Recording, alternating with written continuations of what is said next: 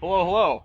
I decided that we're going to do a change in scenery because A, I'm not a fan of how the framing of my last couple videos of this series have turned out, and B, it's nice to sit in the shade, sit in a nicer location, and see. You know what? We'll get to see at the end of the video. But once again, it's been a minute. I can tell you with the next several reviews, that's not going to be the case because we are about to look at some top-notch shit in the next couple of videos. But today, we are talking about Roger Waters and Ron Geeson's Music from the Body. Now, this is... I don't know if I should necessarily count this as a separate album, but as it was put out as a separate record, and you can't really find the documentary that it's tied to, I figured that I might as well. Now, this documentary, I don't remember the title of it. It could have been Music from the Body, but anyway. Also, change of shirt because we are entering the era of Live at Pompeii. We're going to get to that one very soon. But, yeah, so Music from the Body, it's by Roger Waters and Ron Geeson. And it's pretty good. Our song, it's decent. Do I recommend it to anybody who's not a Floyd completionist? Not really. So the beginning is like the first song, Our Song, it is belly slaps and sounds of flatulence.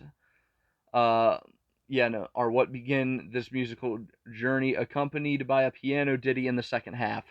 And this is what gives this album sort of a bad reputation. I think people listen to this track and go, I am not going to listen to another 40 minutes of this. The rest of the album is not 40 minutes of flatulence and belly slaps and shit. There's moments of it, but it's very minimal. Most of it I could consider like classical avant-garde. There's not as much musical incoherence in this album as there has been in some of the previous ones we've looked at. But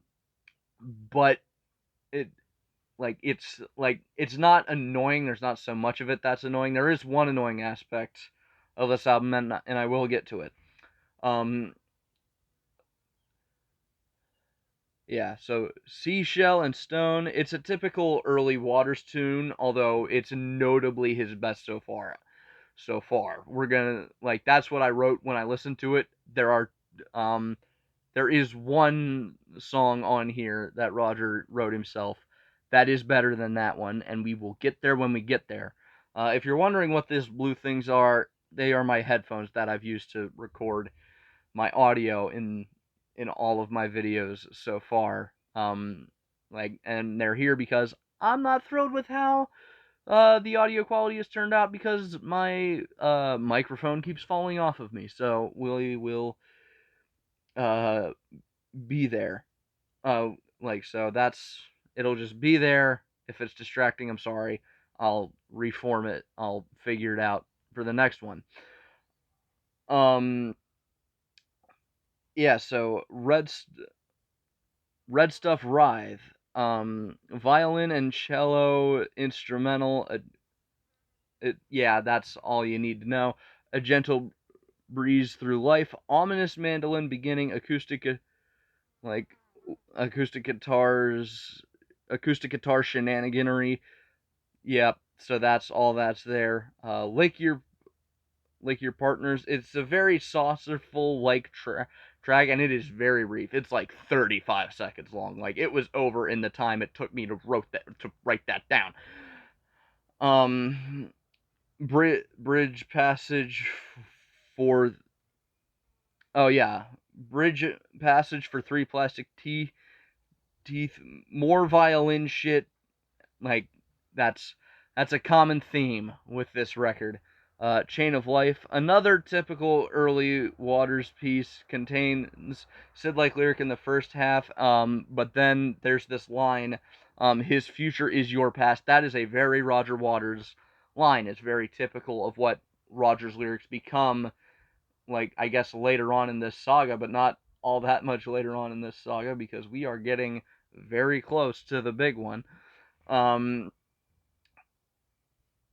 yeah, the womb, yeah, the womb bit thought begins with ominous sounds. Reminds me of Interstellar Overdrive. Like that's what it reminded me of. There's a lot of tracks on this album, but they're all pretty brief. Nothing's over 5 minutes, I think. Like I don't even think anything breaks the 4 minute threshold. So it's a brief album, but there's a lot of avant-garde shit, and I feel like they should have just strapped a lot of Geeson's stuff in, like Geeson's stuff is like the first side, and then the second, and then like the first half of side two, and then Roger's stuff is what um you listen is like the second half or the second 2/3 of side two. Ooh, excuse me.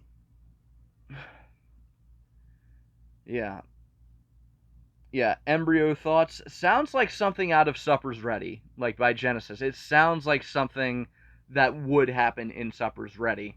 Um, which I might review some Genesis stuff in the future, but we got to get through the Pink Floyd completion project first. Um, so march past the embryos. It's violin shit again. Like surprise, surprised. More than seven dwarfs in Penis Land. That's quite the title. It's chanty. Dance of the Red Corpuscule. Um, Mandolin ominous stuff again. Like a lot of this album is just ominous violin and mandolin shit. I don't even know why I'm like rattling off all these different songs to you. A lot of them do fade together, which is why I say they should all have been like one thing, like one long track. Um, and then I might have been able to, not write so much shit while I was listening to this. Um, but yeah, body body transport. It begins with inhale and exhales and ends with maniacal laughter. Um, oh yeah, hand done full evening dress. It's more violin shit again. I told you, common theme uh with this album. And then Breathe, not to be confused with the first song on Dark Side of the Moon, although the first lyric is very, very similar. It's an early Waters tune, but this is his best one, like, so far. It's pretty good. I would listen to this outside of the album. I would, if I was putting together like a best of, like, a playlist that contained only each Floyd member's first solo albums, this would be on here. This would be on there. I might throw in something from Pros and Cons of Hitchhiking, but we're not quite to that yet. That we've got a whole lot of shit before we get there. So yeah, Old Folks Ascension, ominous violin shit again with hints of piano and flatulence. Bedtime Dreamtime, that's a cool ass title. It's it begins like an actual song. It's actually very reminiscent of something that Yes would have been doing at roughly the same time. It kind of reminds me a little bit of stuff off of the album they did before the Yes album, which I forgot the title of. It reminds me of stuff off of Fragile, like a little bit. You know, like I don't know, like if you know my music interest, my music taste, and you listen to the same stuff I do, you know what I mean by that. Um,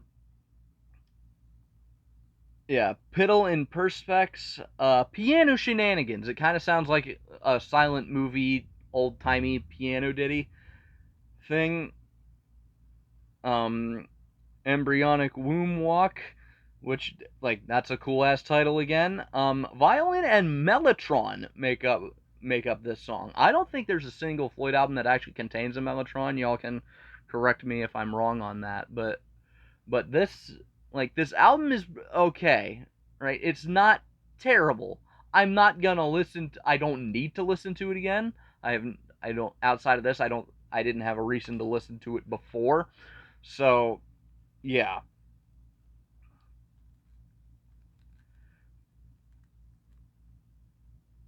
Yeah, Mrs. Throat Goes Walking sounds like something off of A Sidelong Suite, by who I don't know. I would say most probably King Crimson. Um, for that, um,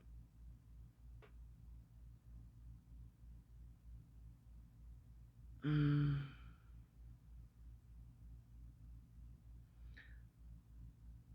I don't know what I wrote there. Like something about typical.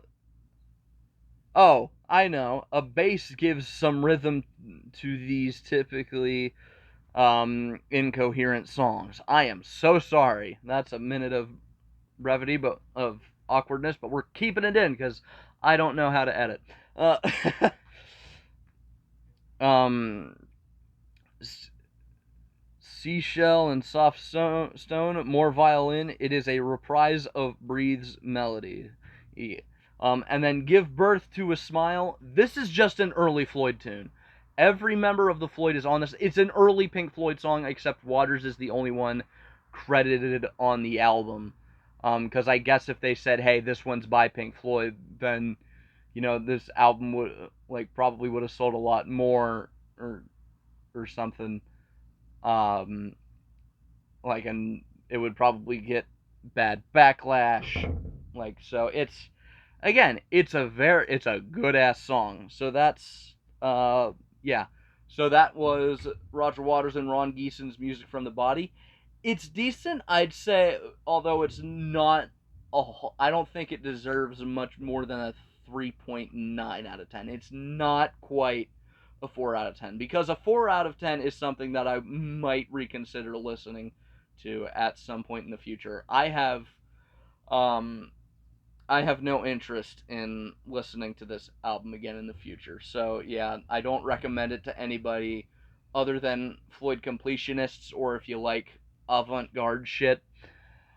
Again, I think it would be a better album listening experience if all of Ron Geeson's stuff was on one side and then the first third of side two, and then the rest of the album was all of Roger Waters' stuff.